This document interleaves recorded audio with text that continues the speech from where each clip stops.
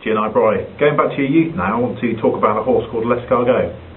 Yes, L'Escargot, a horse who ran in the National quite a few times in the mid-70s. He was in the era of Red Rum, another one that I grew up with as a little lad, colouring in those chocolate and light blue hoop colours. Always there, always a favourite, and someone who was very prominent in all the racing news at the time. And I used to love those horses, Red Rum and L'Escargot, the Dickler, Ragtrade, great names of that era. Can you tell us about the big races that he's won? Yes, he actually started as a decent Gold Cup horse, and I think won the Gold Cup twice, which is a rarity in itself. He won the Gold Cup in 1970 and 1971. That's a little too young to remember those races, but he then sort of got campaigned towards the National in 72 and was balked and fell, I think, at the third fence. But after that, a lot more success. He ran the National for the next 3 years, every time against Red Rum. I think he finished third behind Crispin Red Rum in the great race that year. 1974 he chased Red Rum home, I think receiving £1, which was a tremendous performance, and then they campaigned him specifically for the Grand National in 1975 when he was getting on in years, and he was victorious, beat the great Red Rum, albeit getting a few pounds off him.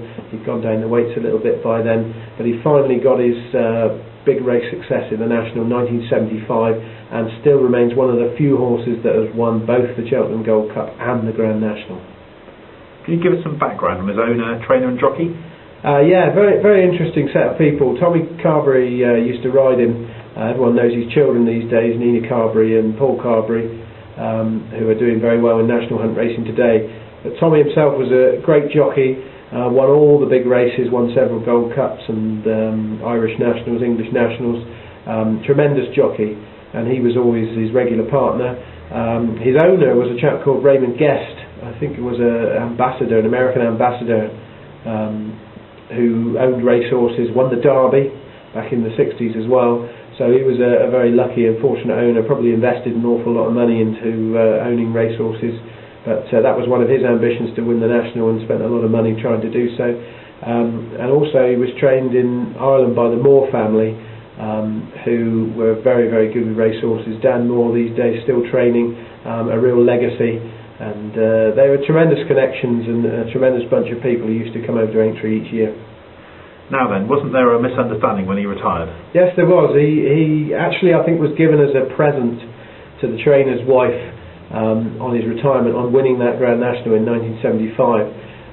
And I think the owner, Raymond Guest, thought that was it, that he was finished. But the trainer's wife ran him in a race in Ireland not long afterwards, and I think Raymond Guest was very upset by the fact that he was still being used as a racehorse, and took him over to America where he had a stud, and kept him over there. So that was a little bit of a sort of disappointing ending and a bit of upset to a great career, but an interesting story for a great racehorse. And the other great thing, of course, interesting about L'Escargot, many people will know that L'Escargot is French for snail. And one of the jokes that always used to buzz around at the time was, obviously this slow racehorse had won so many great races. So a great racehorse, one of my favourites again. Excellent, thanks a lot, Brian.